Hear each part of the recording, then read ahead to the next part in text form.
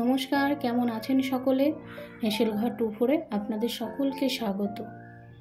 আজকে চলে এসেছি আবারও একটি রেসিপি নিয়ে, ল্যাঠা মাছ বা চ্যাং মাছ যাই বলেন।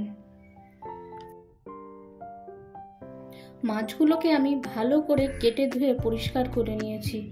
এবার নুন হলুদ মাখিয়ে মাছগুলোকে ভেজে নেব।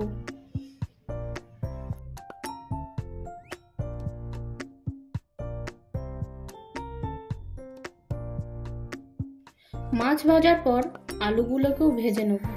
আমি এভাবেই আলুগুলোকে কেটেছি। দেখবেন এক একটা শেপের আলু খেতে এক এক রকম লাগে, যদিও সেটা আলুই। ফোড়নে দিলাম গোটা জিরে আর শুকনো লঙ্কা। ফোড়ন নেড়ে চেড়ে দিলাম পেঁয়াজ কুচি।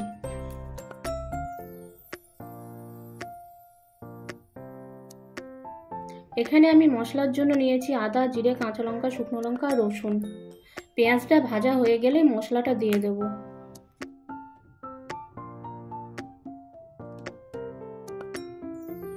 দিয়ে দিলাম টমেটো কুচি। লবণ হলুদ দিয়ে মশলাটা কষিয়ে নেব।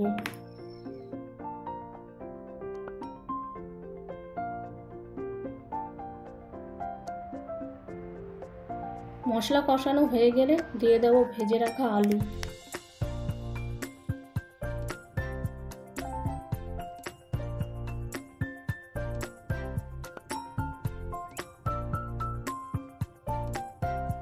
আলু মশলা ভালো মতো কষে গেলে দিয়ে দেবো জল।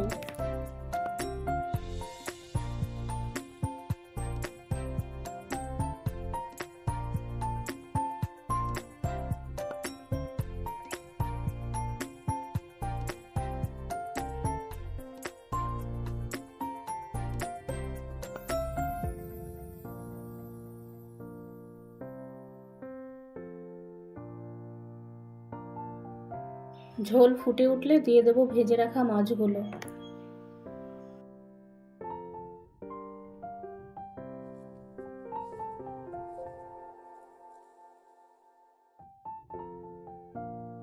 নামানোর আগে সামান্য ধনেপাতা কুচি দিয়ে দিলেই তৈরি হয়ে যাবে ল্যাঠা মাছ বা চ্যাং মাছের ঝাল।